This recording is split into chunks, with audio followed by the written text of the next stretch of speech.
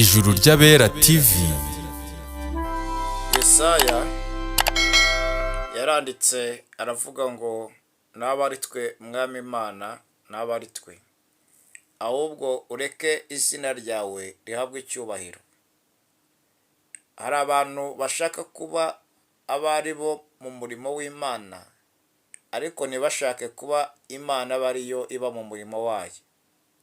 Bagashaka kuba ari bo bagaragara ndetse n'amazina yabo akaba ariyo amenyekana kuruta ko Imana ariyo imenyekana muri bo ndetse izina ry'Imana ngo ryamamare.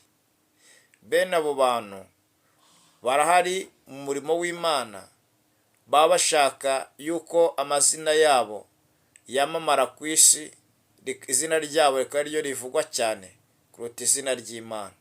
Ariko Yesaya we mu gukorera Imana kwiwe yaravugaga ngo naba ari twe Mana yacu, naba ari twe, ahubwo ureke izina ryawe ari ryo rihabwa icyubahiro.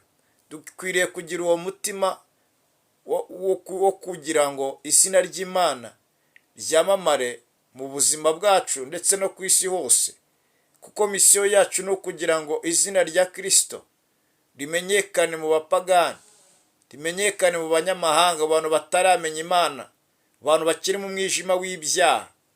Ni ukugira ngo izina ry'Imana turyamamaze muri bo, si ukugira ngo twamamaze izina ryacu, kuko izina ryacu ribasha kugarukira mu isi, ndetse izina ryacu ryakwamamara abantu bakongera bakaritesha agaciro. Ariko ntabwo tuba dukorera Imana, tuba twikorera ubwacu, ariko dukurikije izina riri muri Bibiliya cyangwa mu ijambo ry'Imana akaba ariryo twitwaza. Ariko misiyo Yesu yaduhaye cyangwa gahunda cyangwa umurongo mwiza ntabwo ari we wo kugira ngo twamamaze izina ryacu kuruta irya Kristo. Hari abantu benshi, abavugabutumwa benshi, abapasiteri benshi, abakristo benshi, abantu benshi baba bashaka kugira ngo izina ryabo abe ari ryo rigaragara, abe ari ryo rimenyekana, n'ibikorwa byabo byo bimenyekana kuruta izina rya Kristo ndetse n'ibikorwa bya Kristo. Ndashaka kubwira wowe uri kunyumva, dufatikanye kwamamaza izina rya Kristo kugira ngo abatarizi barimenye, kuko izina rya Kristo riruhura umutima, izina rya Kristo ribohora imbohe, izina rya Kristo rihindisha umushyitsi, izina rya Kristo rimenagura ibitare.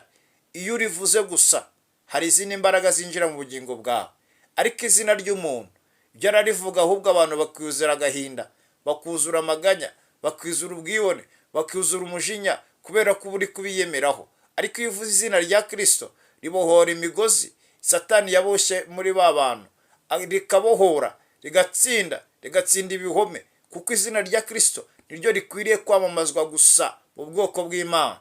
Haleluya! Ibikorwa bya Kristo nibyo bikwiye kwamamazwa gusa mu bwoko bw'Imana. Ibikorwa bya Kristo nibyo bikwiriye kuvugwa gusa mu bwoko bw'Imana, kuko hari izindi mbaraga Kristo yubaka mu bwoko bw'Imana. Imana iduhana umugisha kandi Imana itugirire neza. Tugire umwete wo kugira ngo izina ry'Imana rimenyekane kuruta uko izina ryacu ryamenyekana. Tugire umwete wo kugira ngo izina ry'Imana ari ryo rishyirwa hejuru aho kugira ngo izina ryacu rishyirwe hejuru. Tugire umwete wo kugira ngo ibikorwa by'Imana ibyo bimenyekana kuruta uko iby'abantu bimenyekana.